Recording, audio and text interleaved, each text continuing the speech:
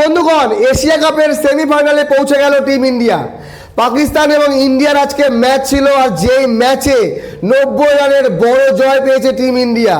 টসে জিতে পাকিস্তান বল করার সিদ্ধান্ত নেয় এবং ইন্ডিয়ার শুরুটাও খুব একটা ভালো হয়নি।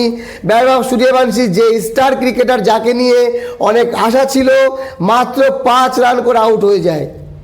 তবে হ্যাঁ, টিম ইন্ডিয়া 46 ওভার 1 বলে অল আউট হয়ে রান করে 240, যার মধ্যে অ্যারন ভার্গিসের আছে 85 রান 88 বলে।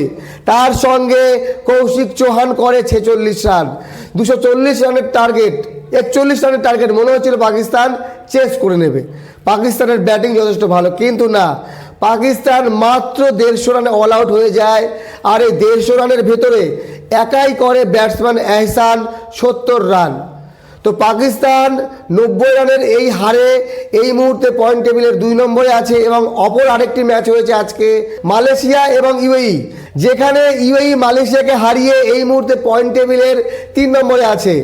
ইন্ডিয়া 4 পয়েন্ট নিয়ে অলরেডি পৌঁছে গেছে। এরপরে ইন্ডিয়া এবং মালয়েশিয়ার ম্যাচ, সেই ম্যাচও ইন্ডিয়া জিতবে। তবে হ্যাঁ, গুরুত্বপূর্ণ ম্যাচ হয়ে যাবে এখন পাকিস্তান এবং ইউএইর। এটা বলা যায় কোয়ার্টার ফাইনাল। যারা জিতবে তারা পৌঁছাবে সেমিফাইনালে, আর সেটাই হচ্ছে শেষ ম্যাচ গ্রুপ পর্বের।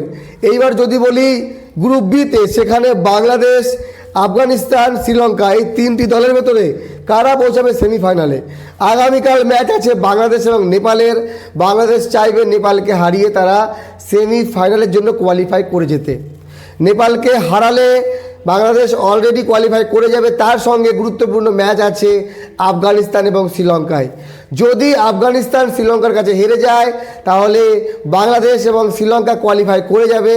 আর যদি আফগানিস্তান জিতে যায়, তাহলে অবশ্যই অপেক্ষা করতে হবে বাংলাদেশ এবং শ্রীলঙ্কার ম্যাচ।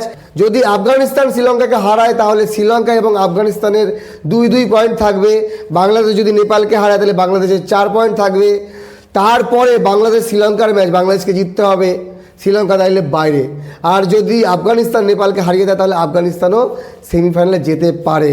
তো মোটামুটি বলা যায় আন্ডার-19 এশিয়া কাপে টপ যে 4টি দল, তারাই কোয়ালিফাই করবে, ইন্ডিয়া এবং পাকিস্তান। যদিও ইউএই কি করে সেটা দেখার বিষয়। যদি পাকিস্তান হেরে যায়, তাহলে তারাও কিন্তু বাইরে বেরিয়ে যাবে। আপনাদের মতামত জানাবেন।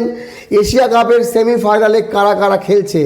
আমার তো মতে বাংলাদেশ, ভারত, পাকিস্তান এবং শ্রীলঙ্কা, এই 4টি দল। বাকি দেখা যাক আফগানিস্তান কি পারফরমেন্স করে। এবং ইউএই যদি কোনোভাবে পাকিস্তানকে হারাতে পারে, তাহলে কিন্তু ইউএইরও সম্ভাবনা আছে পুরোপুরি সেমিফাইনাল খেলার।